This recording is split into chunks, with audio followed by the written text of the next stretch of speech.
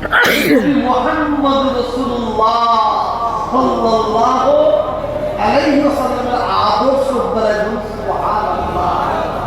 কথা ঠিক বলছেন না ভুল বলেছেন? কথা বলেন এর পরেরটা শুনুন। নামাজের বিনিময়ে রোজার বিনিময়ে হজের বিনিময়ে যাকাতের বিনিময়ে ইসলামের আলো, ইসলামের জ্যোতি, ইসলামের রশ্মি সারা পৃথিবীতে ছড়াই দেয়।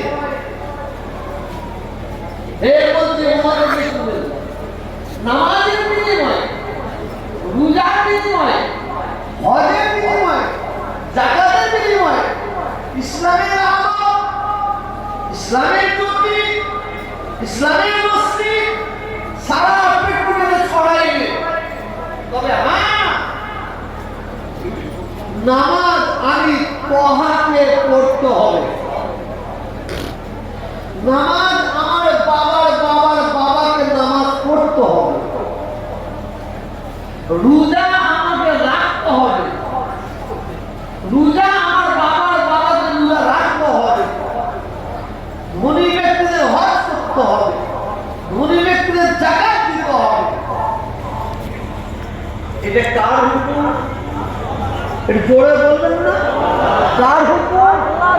আল্লাহর হুকুম পালন করতে হবে, এতে কোনো সন্দেহ নেই। কিন্তু মনে রাখবেন, ইসলামের আলো, ইসলামের জ্যোতি, ইসলামের রশ্মি সারা পৃথিবীতে জ্বলছে, জ্বলছে, জ্বলছে। ইনশাআল্লাহ কিয়ামত পর্যন্ত জ্বলবে। একমাত্র রাসূল পাক সাল্লাল্লাহু আলাইহি ওয়াসাল্লামের আদর্শ দ্বারাই। জোরে বলুন আসুন।